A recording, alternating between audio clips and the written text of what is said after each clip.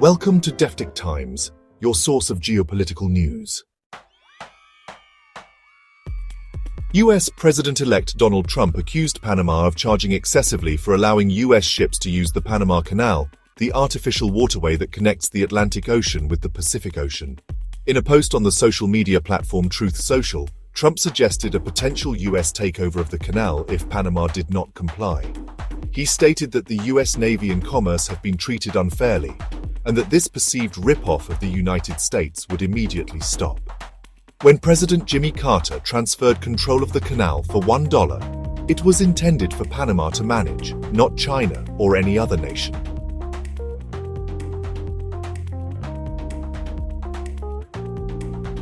What is the Panama Canal, and why is it significant for global trade?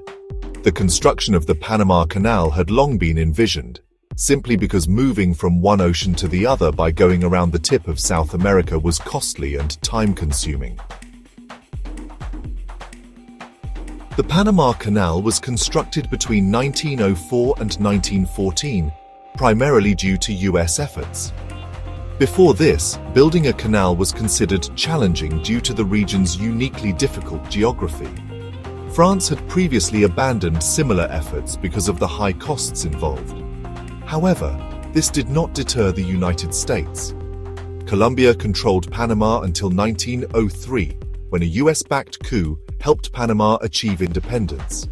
In exchange, the US received rights to build and operate the canal and permanent rights to the Panama Canal Zone through the Hay-Bunau-Varilla Treaty of 1903. However, according to the US government's Office of the Historian website, the Panamanian representative entered the treaty negotiations without formal consent from his government and had not lived in Panama for 17 years. This led many Panamanians to question the treaty's validity. Why did the US transfer control of the Panama Canal? Since the canal opened, its control became a point of contention between Panama and the US, with riots in the zone in 1964. Several negotiation attempts were made too, without much success. In the 1970s, presidential candidate Jimmy Carter also opposed a treaty, but following his electoral victory in 1976, his view changed. The next year, the Torrijos-Carter treaties were signed, giving the US the power to militarily defend the Panama Canal against any threat to its neutrality. Further, the Panama Canal Zone would cease to exist on October 1, 1979, and the canal would be turned over to the Panamanians on December 31, 1999.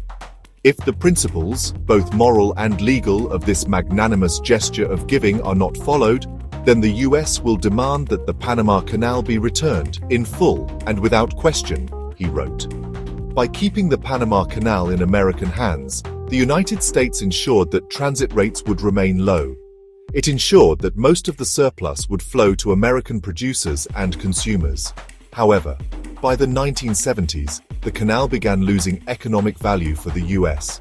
On one end, the canal was squeezed by rising costs due to American mismanagement. Panama Canal employees, in essence, captured canal management and ran it for their own benefit. Salaries escalated, along with costs and accident rates, and the administration didn't even bother to do simple things such as deepen shallows or install lights. That said, it took Jimmy Carter's willingness to cut endless deals and risk political disaster to get the Panama Canal treaties through the Senate. The reason was that a large swath of American public opinion opposed the Panama Canal treaties, but their motivation was a defensive American nationalism, not American national defense, Moore said. Trump also mentioned that China should not manage the canal, likely referencing its growing influence in the region.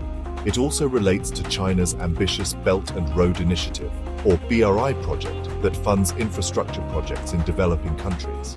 South America, a region traditionally seen by the US as its area of influence, has seen Chinese investments grow in the last decade. Peru inaugurated a massive China-built and owned shipping terminal at Chancay in 2024. Panama, meanwhile, was the first Latin American country to sign the BRI in 2018.